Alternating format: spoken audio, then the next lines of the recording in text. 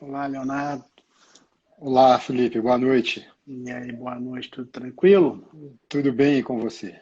Tudo ótimo. Então, tá Então, a gente bom. está aqui agora para bater esse papo, estamos esperando um pouquinho aí para a gente dar início. E é bom Bom, que a gente já vai comunicando com todo mundo aí, o pessoal vai entrando aos poucos, isso. já está praticamente quase que iniciando aí, né, mais uma live aí de sucesso. E essa parceria da Mandatum com a Aquila, né, Felipe? Mais uma ação que vem celebrar essa parceria nossa, né? Com certeza, uma Ah, parceria muito frutífera, porque na minha avaliação, dentro das consultorias que eu conheço, né, eu conheço grandes consultorias, mas uma das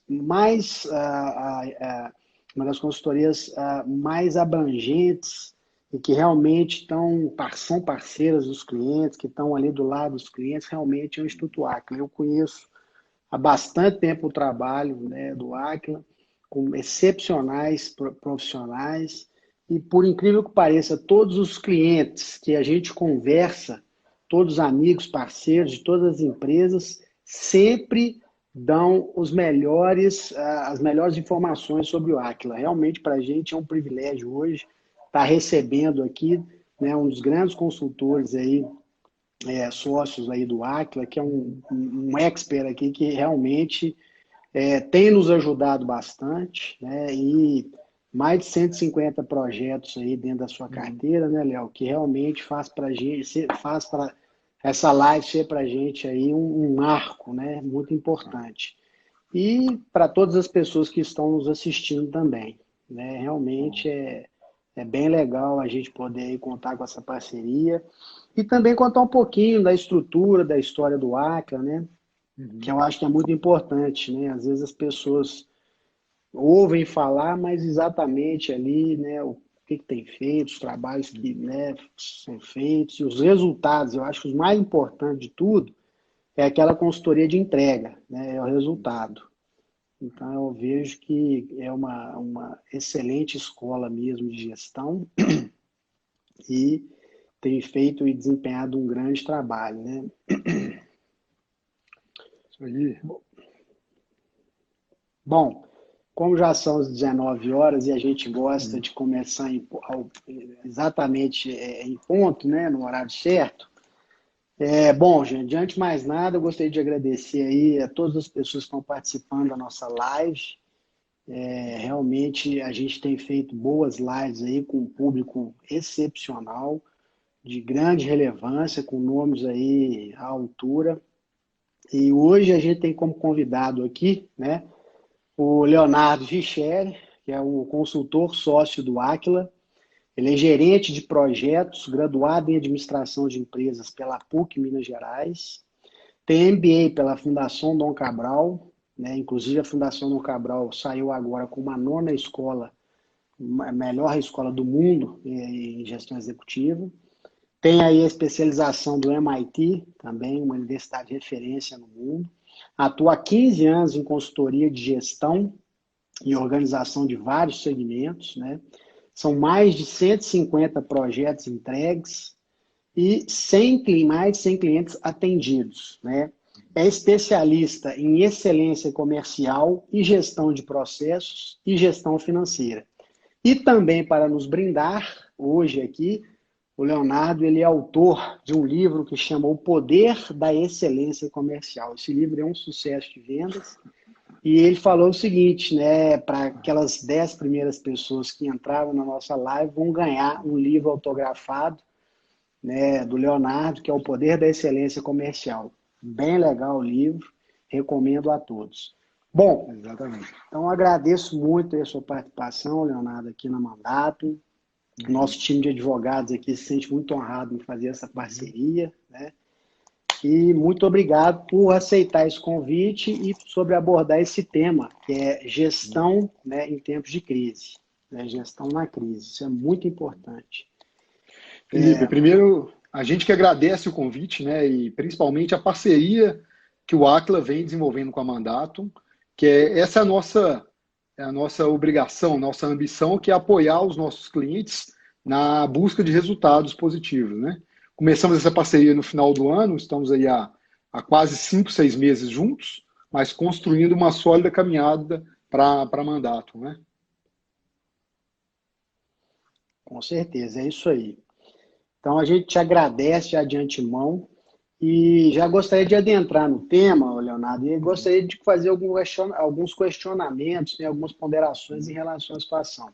Você acha que nesse cenário atual, essas empresas estavam preparadas, né? Como que essas empresas estavam aí nesse cenário atual de crise, essa situação que pegou todo mundo aí de surpresa?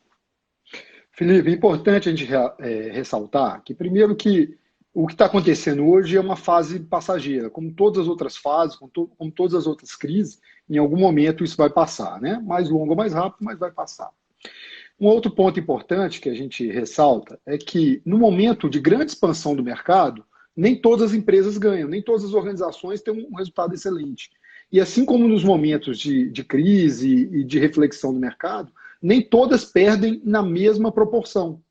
Então, a primeira coisa que as empresas precisam entender e observar é em qual cenário ela está inserida, em qual cenário está o seu mercado, em qual cenário a sua empresa está lutando por um resultado melhor. Então, a gente tem vários exemplos de empresas que, nesse momento, o mercado como um todo está caindo, ela também está reduzindo os seus resultados, mas não proporcional aos resultados do mercado, ou seja, está ganhando market share neste momento. O que faz a diferença entre as que mais ganham, as que mais perdem no momento de crise? É justamente a sua preparação do ponto de vista de gestão. O quanto ela se preparou para esse momento, o quanto ela se organizou, o quanto ela preparou suas pessoas, seus processos para corresponder a momentos como esse. Então, aquelas que estão mais preparadas vão sentir menos o impacto desse momento, assim como, na retomada, conseguem avançar com mais rapidez. Ou seja, conseguem até recuperar um mercado que está disponível para todos nesse momento. E nesse ponto, Léo, é super importante, né? A gente tem aqui algumas questões interessantes, porque a gente vê que o empresário brasileiro, ele às vezes deixa as coisas tudo para a última hora. E se você já tiver uma preparação, né, antecipar tudo isso, se você tiver bons consultores, né, bons advogados, boas consultorias, você consegue, né, uma ajuda muito importante para passar nesse cenário, nessa crise. E nessa situação específica, Léo, como é que a empresa aí, nesse ponto, ela deve se organizar em relação a isso? Então, Felipe, eu acho que você tocou num ponto muito bom, que é o seguinte. Primeiro, a gestão não é um negócio que você começa a fazer hoje e isso já transforma a sua empresa. A gestão tem que ser um hábito, né? As empresas têm que vir praticando a gestão e isso vai trilhando um caminho mais forte. Na década de 80 e década de 90, não que eu estivesse lá nesse momento, né, mas do que a gente estuda, nessa época, as empresas, as organizações que investiam em gestão, elas tinham um diferencial. Então, naquele momento, era um diferencial. Hoje, investir em gestão é mandatório, é uma necessidade de todas as organizações para gerar um resultado maior. E aí você tocou num outro ponto importante, que é o seguinte, é se cercar de prestadores de serviços, de consultorias, de empresas que tenham um conhecimento adicional para trazer para o nosso negócio, que é o caso do conhecimento jurídico, que nesse momento está fazendo uma diferença grande também para as empresas, é o caso da gestão, né, especialistas. Porque nada substitui o especialista, né? E todo mundo pode saber um pouco, mas ninguém, juntos, sabemos um pouco mais que todos, né? Com certeza, isso aí é uma coisa que eu vejo muito, porque na realidade nós estamos preparados para atender o cliente, porque não só estamos preparados, mas porque a gente tem uma prática, não adianta ali só a questão teórica, a gente tem, eu vejo o carinho com que o Aquila trata os clientes e toda a nossa equipe da Mandatum também trata os nossos clientes com carinho, mas uma coisa que eu acho que é primordial é a prática. É muitos anos ali redobrados de práticas, do que deu certo, do que não deu certo, né? Então eu vejo que realmente essa assessoria ela é muito importante, especialmente nesse momento. E sobre o tema específico, Léo, o que você me fala aí sobre essa questão de praticamente da criação aí? Você tem comitês, você tem aí algumas questões importantes de RH, de comunicação, de caixa. O que você Então, pode Felipe, falar um pouco para a gente sobre essa questão aí? que é importante nesse momento de crise são respostas rápidas. Então, a primeira coisa que o empresário, o executivo tem que fazer é aceitação, aceitar que o momento requer respostas rápidas, né? Então, o que o executivo e o empresário não pode fazer? Não decidir, não tomar decisões, né? Então, respostas rápidas. E para ter respostas rápidas, é importante, a gente vem orientando aos clientes, a criar o comitê, ou a sala de guerra, que é um modelo de gestão para respostas rápidas,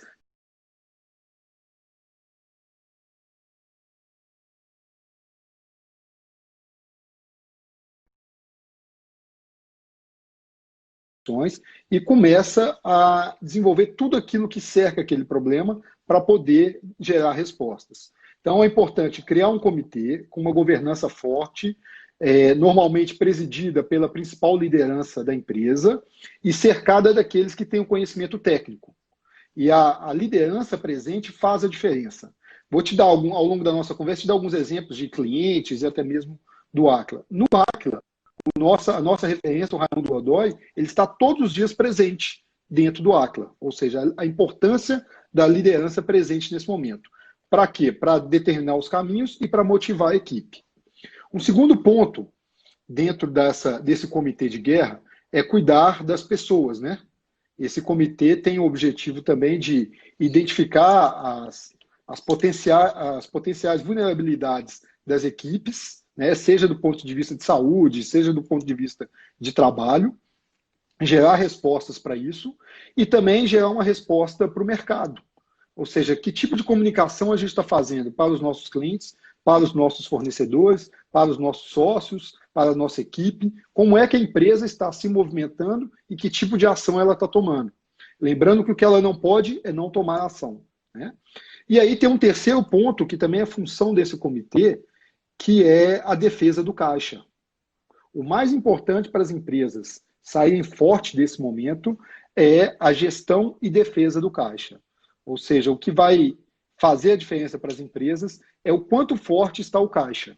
Quanto forte está o caixa para passar esse momento e para retomar os resultados, né? É uma prática, inclusive, que a gente vem fazendo com a Mandatum durante todo esse período e com os parceiros nesse momento, né?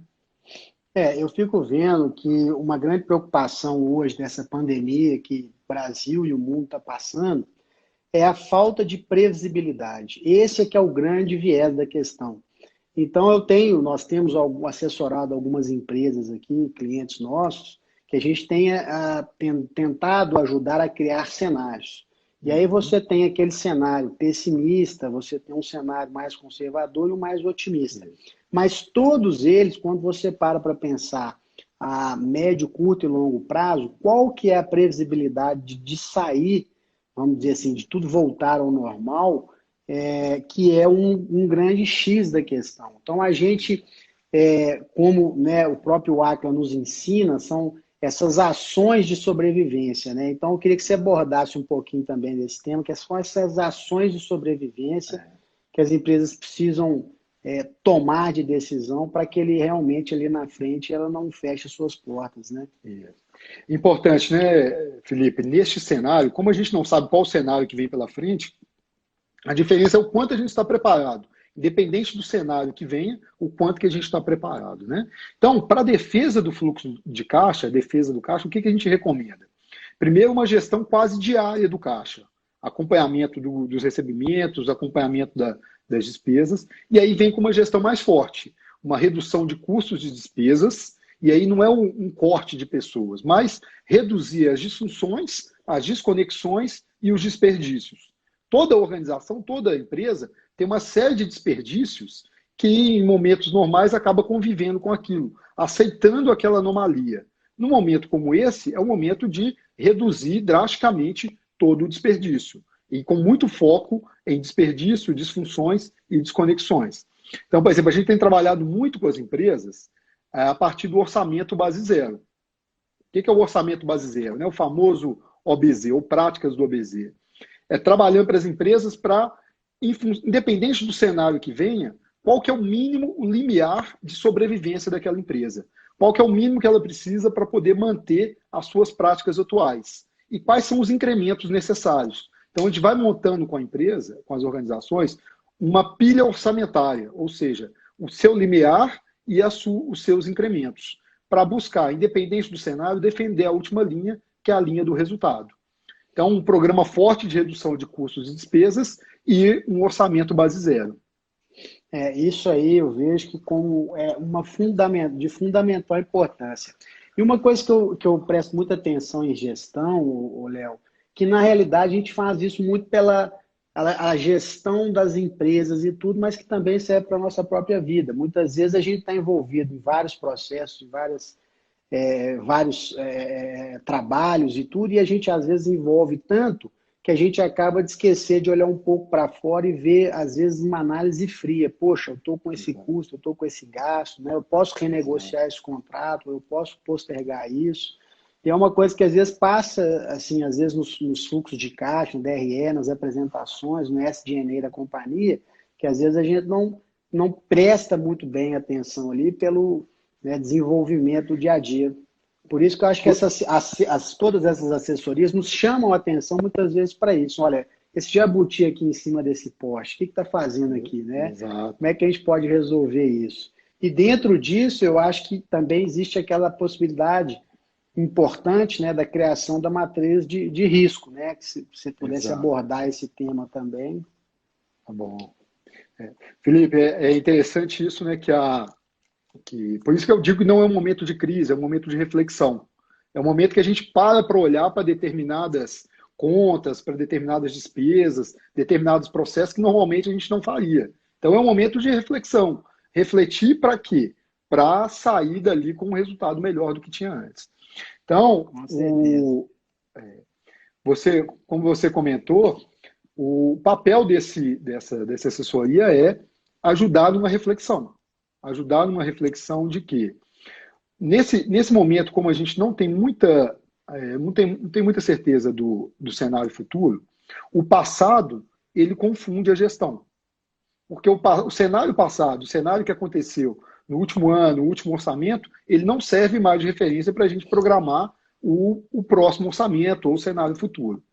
Então, a matriz de riscos, que é alguma coisa que a gente desenvolve dentro dessa sala de guerra, ele tem como objetivo identificar quais são os possíveis riscos e as possíveis alavancas que pode acontecer no mercado. Então, digamos, está previsto de reabrir o mercado no próximo mês, está previsto de durar mais tempo isso. Então, independente dessas variáveis, como é que a gente se prepara, monta essa matriz com relação ao impacto, com relação à chance de acontecer e vai transformando isso em ações. E, principalmente, ações ver e agir.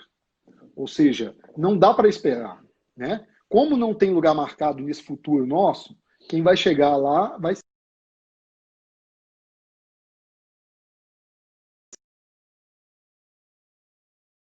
tomar a decisão, também o mercado, o resultado pode ser consumido por outras decisões dos concorrentes.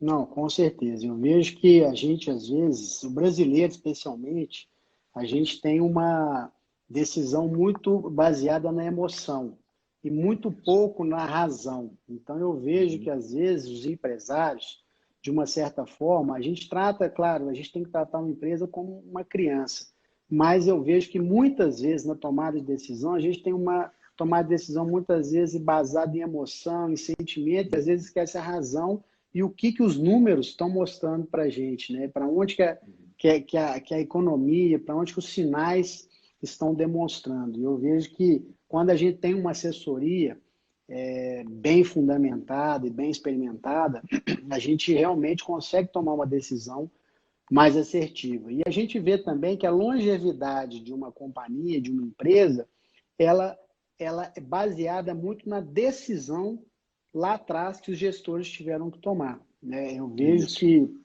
é realmente um ponto muito importante. E também eu vejo que você tem aquele plano, o plano de 100 dias. Como que funciona esse plano de 100 dias, Léo? Felipe, o que a gente não pode ter é não ter planos, né? Claro. O que a gente não pode ter é não ter planos e só reagir ao mercado.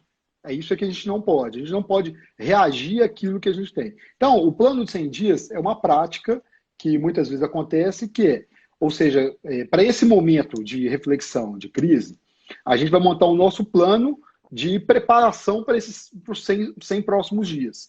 Mas ele não é um plano estático. Pelo contrário, ele é um plano vivo que vai mudando e vai se melhorando em função dessas variáveis. Então, conectando os pontos, né? Eu monto a sala de guerra com uma governança forte. Dentro da sala de guerra, eu monto a matriz de riscos, entendo os riscos que o mercado me oferece, e nesses riscos o mercado também oferece muita oportunidade. Se a gente tiver oportunidade de falar disso, o mercado está cheio de oportunidades para os empresários. E a partir daí eu monto o meu plano, que pode ser um plano de 100 dias, pode ser um plano semanal, mas é um plano para passar por aquele momento. E à medida que essa matriz de riscos vai se desenvolvendo, eu vou mudando meu plano, alterando meu plano em função do cenário que vai tendo. Mas o mais importante, eu tenho um plano. Né? Eu paro daquela gestão que você falou, que é a gestão de feeling, tomada pela emoção, e passo uma gestão baseada em fatos e dados. E uma gestão dinâmica. É muito importante, nesse momento, a gente ter uma gestão dinâmica. Porque aquela gestão estática, onde a pessoa toma um determinado rumo, faz um determinado plano, entende que aquele é o melhor, isso já não é mais uma verdade absoluta. Ele tem que ir se reformulando em função de como as variáveis do cenário vão se alterando. É engraçado, Léo, porque você está falando disso aí, e tem um documentário no Netflix, que é a Segunda Guerra Mundial em Cores, que conta ali várias histórias, são 8 capítulos, se eu não me engano, de várias histórias das passagens da guerra, da Segunda Guerra Mundial.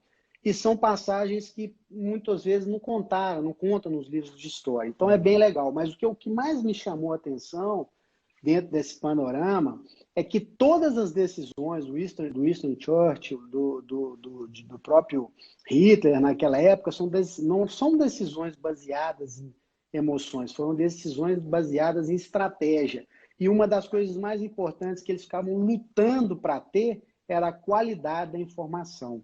Quem tivesse a informação mais rápida, mais precisa, ele conseguia se antecipar, né, e se atever às guerras e tomar uma melhor decisão. E várias batalhas que parecem ali, você vê que realmente tem uma estratégia, tem um porquê, tudo muito bem embasado. Né? Então eu vejo que quando o líder nesse papel, o processo do líder nesse papel, ele é extremamente importante, porque ele está embasado de boas informações e com informações de qualidade, ele pode vencer e com certeza vence a guerra. Né? É uma das expressões que a gente usa, vencer a guerra, a batalha, uma alusão, mas no mundo corporativo e empresarial a gente sabe que todo dia, né, é uma luta. E eu sei que vocês também apoiam muito, né? Esse papel do líder é um papel muito importante, né? Na tomada de decisão. Isso. Felipe, você tocou num ponto interessante, que é o seguinte, os conceitos de estratégia, muito deles vem da guerra, né? A guerra é um local de planejamento, de estratégia, de evolução disso, de execução disso. Então, realmente, os conceitos estão ligados e fazem parte da gestão do dia a dia. O que é importante na estratégia, você citou também no ponto da informação. Na guerra, eles ficam lutando para ter informação, né? Quem tem informação toma a melhor decisão.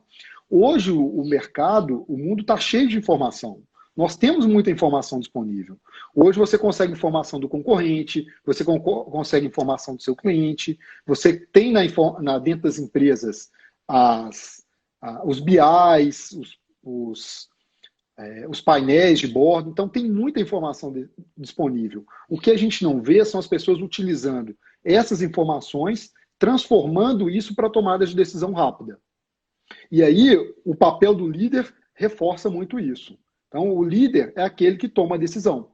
Porque você só muda o seu destino, você só muda o seu resultado na decisão, não é no planejamento, né? O planejamento é para embasar a decisão. Então, é a partir da decisão que você começa a mudar o seu resultado, você começa a mudar o seu destino.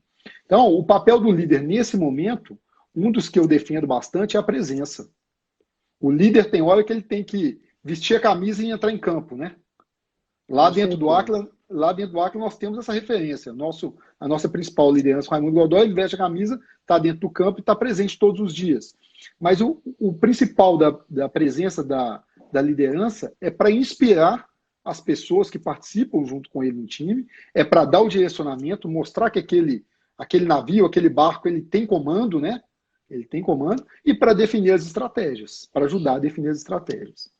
Agora, tem um ponto importante. Você sabe por que as estratégias falham? Não, por quê?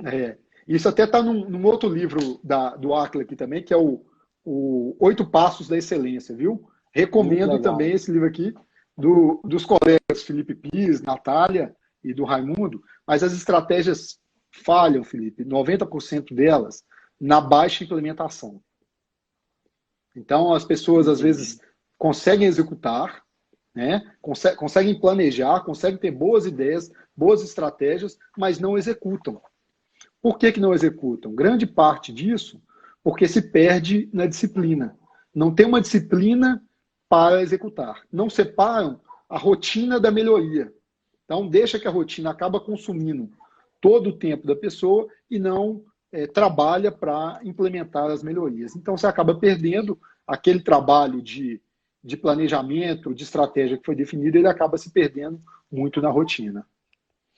Isso é extremamente importante, porque um plano na gaveta não serve para nada. Realmente, você pode ter o maior plano do mundo. Eu conheço vários empreendedores, várias pessoas que trabalham com startup, com inovação, que são pessoas idealistas. Claro, o mundo precisa dessas pessoas idealistas.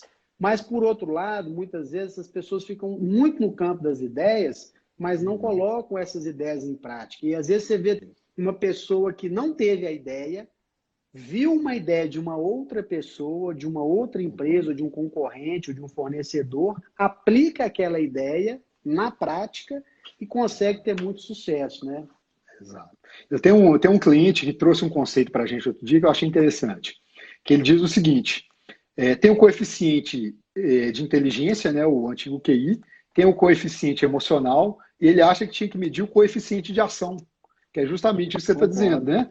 Ele tem que juntar esses 3 coeficientes, que é onde ele consegue ter resultado. É a capacidade de implementar. Ela não pode ser nem muito fazer muito e pensar pouco, e nem pensar muito e fazer pouco, né? Ele tem que ter um laço ali entre a implementação da teoria na prática.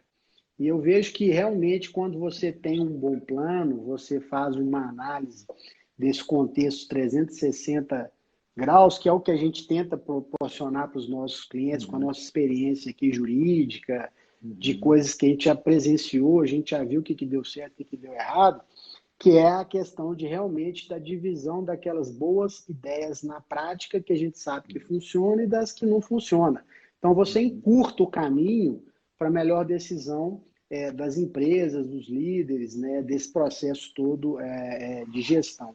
Mas eu vejo que nesse novo cenário, eu vejo que está tendo uma oportunidade aí também para novas ideias, para novos conceitos, para inovação, né? O que vocês analisam nesse Felipe, cenário aí? O que a gente entende, né? O que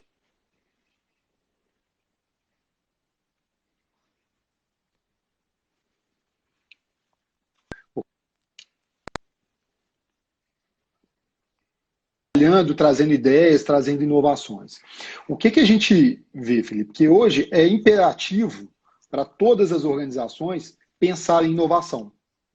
E pensar em inovação não significa um aplicativo novo, não significa vender pela internet, é muito mais do que isso, né? É inovar em processo, é inovar na forma de fazer.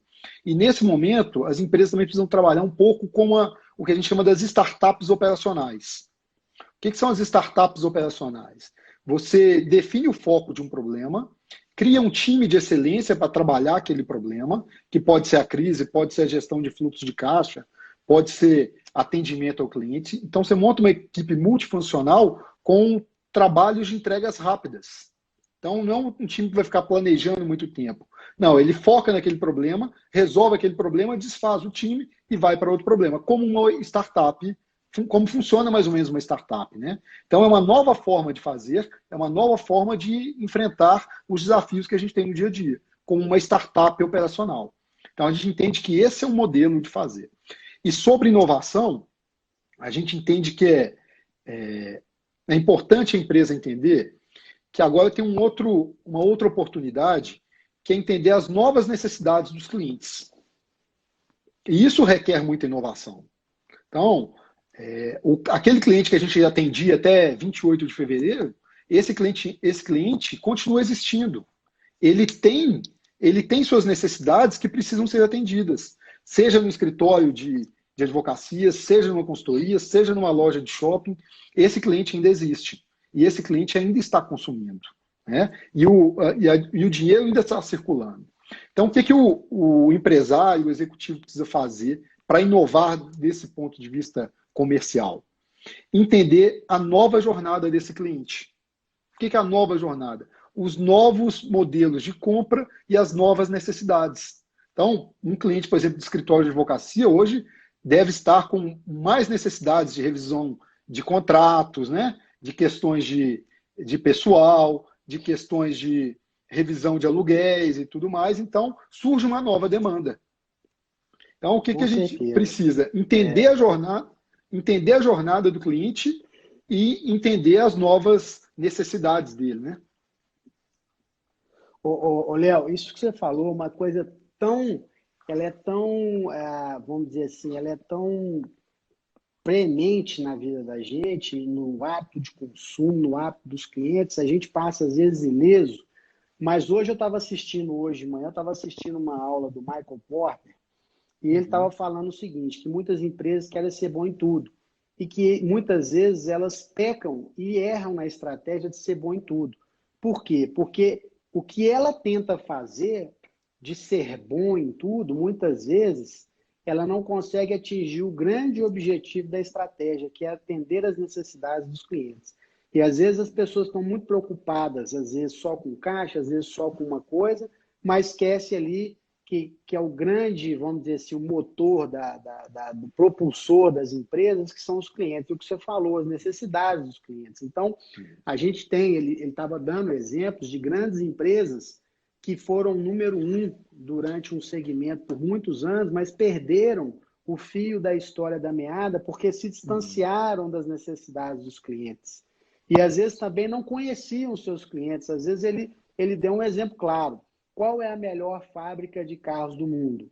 E ele falou, olha, se for, você tem que definir qual é o perfil do cliente. Se for carro para a família, é um determinado carro. Se for carro para um jovem, é outro determinado tipo de carro. Se for um carro para o meio rural, o meio de agrobusiness, é um outro carro. Então, quer dizer que você pode ser e ter excelência nas necessidades do seu cliente. E esse é o grande diferencial. As pessoas que têm ali, conseguem captar o behavior os comportamentos dos clientes e estar junto com o cliente nesse momento, principalmente nessa fase de transição, a gente entende que vai sair lá na frente. A gente tem feito muita renegociação de contrato, muita negociação para os clientes de uma forma com fornecedores, impostos, são um complexo de informações jurídicas que a gente tem assessorado os nossos clientes, mas a gente tem que ver que as necessidades dos clientes têm que ser também entendidas pelas outras partes, pelos pares, pelos stakeholders, por todo aquela meio onde a empresa está inserida, né? Eu acho que a empresa entendendo esse conceito, ela consegue estar junto e superar os desafios. E uma coisa que eu presto muita atenção nisso é que o cliente é muito fiel ali, quem ajuda ele, né? Eu vejo que o Aquila tem um carinho todo especial com seus clientes e a gente também aqui, a gente tem 20 anos de consultoria aqui no escritório e eu já passei por muitos momentos difíceis com vários clientes, mas nesses momentos a gente também não pulou o barco fora, a gente estava junto com o cliente, né? E a gente vê que isso faz uma grande diferença para as nossas vidas e para a vida do cliente também. Você cria um laço, né? Exatamente. Quem é que o cliente vai valorizar depois dessa situação? Aquele que estava do lado dele, né? Aquele que estava ajudando a remar no barco no meio da tempestade, né? Então, isso tem um grau que a gente chama do grau de fidelização, que é o sonho de toda empresa, né? Conseguir um grau de fidelização do seu cliente maior do que estava. E você comentou um ponto interessante que a gente aborda no livro da Excelência Comercial, que é justamente esses pilares, né? O primeiro pilar da excelência comercial é a nossa carteira de clientes, que é o verdadeiro patrimônio da empresa. Então, não tem como a gente falar em excelência, não tem como a gente falar disso dentro das empresas se a gente não partir da necessidade dos clientes. Ou seja, qual que é a necessidade que a gente está tentando resolver? E hoje, qual que é a nova necessidade desse cliente? Né? Quem é esse novo cliente? As pessoas hoje estão falando o novo normal, né? Qual que será o novo normal? Mas certamente, sem saber qual que é o novo normal, a gente sabe o seguinte, o cliente ele está mudando a sua jornada. Então, ele é o patrimônio e é dele que a gente precisa cuidar. Sem ele, não faz nem sentido existirmos como organizações, né, Felipe? Então, ele é esse pilar. O segundo pilar, só para passar com você, o segundo pilar é justamente o nosso mix, a nossa tecnologia, os serviços e produtos que a gente oferece para esse cliente. Né? E aí, de novo, nesse momento de crise, de pandemia ou de reflexão, a gente precisa repensar isso. Quais são os produtos, qual que é a tecnologia que a gente vai oferecer para esse cliente? Né? Em determinados momentos, o escritório oferecia determinados tipos de serviços. Hoje mudou, hoje a necessidade dele é diferente. Então eu preciso fazer uma adaptação, principalmente no meu mix de produtos para oferecer para esse cliente. E aí a gente vem para o terceiro pilar, que é a nossa força comercial. Que a força comercial tem o objetivo de quê? Unir esses dois pilares. O pilar do mix e o pilar do patrimônio. E aí a força comercial é todos os canais de venda que a gente puder. Então, o vendedor é um canal de venda nosso, mas vender pela internet também é um canal de venda, usar o iFood também é um canal de venda, né? Então, as novas tecnologias disponíveis para isso. E aí eu chamo a atenção para o que esse novo cliente quer, o que esses novos hábitos de consumo quer, né? Não adianta, por exemplo, empresas comerciais acharem que é só vender pela internet, é só criar um canal da internet. O que se espera hoje é o que a gente chama de omnichannel, né? O cliente no centro e todos os contatos com a sua empresa, seja online, seja offline. Então, ele tem que ter uma interação com a sua empresa, com o seu mix de produtos o tempo todo. Então, não é só vender pela internet, é criar uma jornada, uma experiência de consumo dentro do seu novo mix de produtos que você está oferecendo para ele. Muito interessante a sua abordagem. E dentro do que a gente realmente tem aqui de conteúdo hoje, Léo, eu acho que a gente realmente conseguiu aí abordar praticamente todos os pontos aí dessa gestão de crise. Mas antes de finalizar mesmo, eu gostaria de pincelar mais dois assuntos que você pudesse abordar para a gente, os velhos erros. Como que a gente cuida e trata desses velhos erros, né? Que a gente erra e, poxa, o que a gente vai fazer com isso? Vamos continuar errando? Vamos acertar? Como é que nós vamos abordar? E para finalizar, depois dessa abordagem também, eu queria que você falasse um pouquinho aí para a gente do seu livro. Tá bom. Um prazer, Felipe. Primeiro é o seguinte, quem quer acertar e quem quer vencer vai errar sempre. Então, não tem como não errar, né? Quem quer acertar vai errar. O Michael Jordan fala que ele tem o sucesso que tem pelas cestas que ele errou e não pelas que ele acertou. Né? Então, quem quer vencer vai errar sempre. Mas nós que defendemos o uso da gestão, eu tenho que ter tolerância zero com erros velhos. Eu vou errar sempre, mas errar erros novos. O que significa isso? Né? Aprender sempre com os próprios erros. Né? Então, e nesse momento, a gente vai errar muito e vai errar rápido. O que é errar rápido? Eu tenho que testar, tenho que colocar em prática, tomar uma ação, perceber que eu errei, mas corrigir isso a tempo. E para isso, eu preciso de disciplina de acompanhamento. Preciso acompanhar com muita disciplina todas as ações tomadas e que resultado que as minhas ações estão gerando. No curto, no médio ou no longo prazo. Então, essa frase, errar tolerância zero com erros velhos, é uma frase dita do Instituto Acla o tempo todo. Raimundo Godoy trouxe isso para a gente e coloca isso como um mantra no nosso dia a dia e que a gente traz isso para os clientes todos os dias. Bom? Muito interessante. Felipe, sobre o livro, a gente vai distribuir 5 livros, né, para os 5 primeiros que estiveram presentes, né? Eu falei 10, mas... Então são 10.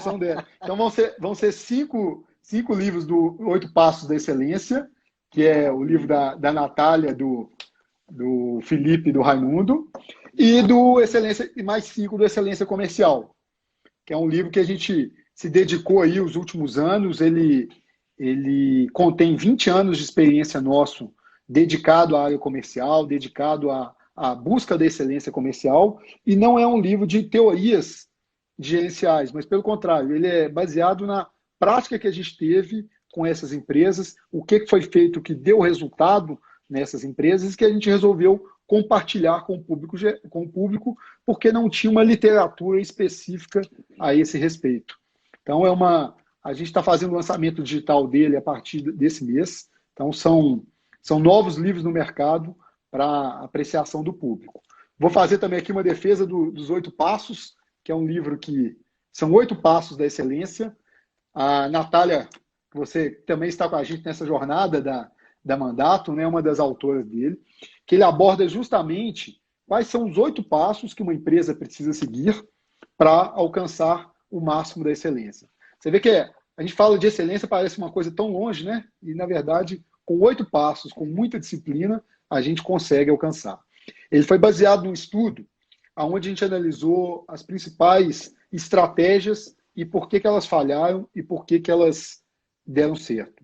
E observamos o seguinte: algumas têm 10 passos ou 10 atividades, outras têm 6, mas as que deram certo, todas seguiam esses 8 passos. Então, nós transformamos isso numa literatura para o mercado também.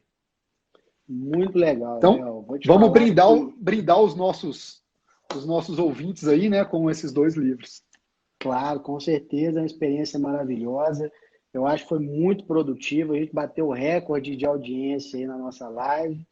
E Bom, realmente Felipe. agradecer aí muito a participação suas aqui na live, porque realmente eu acho que às vezes uma palavra, alguma coisa que a gente possa estar passando aqui para os nossos parceiros, amigos, clientes, eu acho que pode fazer toda uma grande diferença. E eu acho que a gente tem uma afinidade muito grande, porque a filosofia nossa de trabalho, ela é muito baseada nessa aproximação com o cliente. Então, eu queria agradecer aqui todo o time do Aquila, que tem feito um trabalho excepcional com a gente, que o pessoal, né, a doutora Natália Godoy, aí o Rafael, a Gabriela, né, o Léo especialmente, que está aí com a gente praticamente toda semana, e realmente agradecer, né, ao Raimundo Godoy, porque é uma instituição maravilhosa que tem ajudado tantas empresas, empresas tão importantes aí no Brasil e no mundo. E eu entendo também, né, Léo, meu pai já fala, é o seguinte, que você cria uma empresa, ela tem que durar no mínimo 1000 anos, por todas as dificuldades que a gente vive no mundo, no Brasil, no meio corporativo. Então, a gente tem que cuidar de todas as frentes e eu vejo que o Aquila tem feito esse trabalho e ajudado muitas empresas a se perpetuarem nesse mundo tão competitivo que é o mundo corporativo. Então, agradeço aí de coração mesmo a todo o time.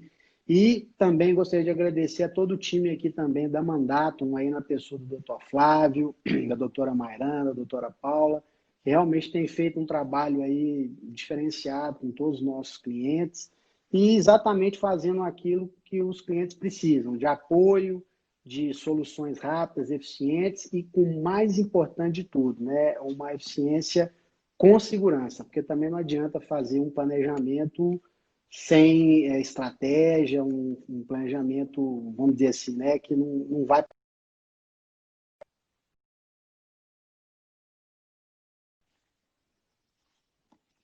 E as próximas lives aí estão todos novamente convidados. Muito obrigado aí a vocês, um grande abraço e boa noite, Deus abençoe.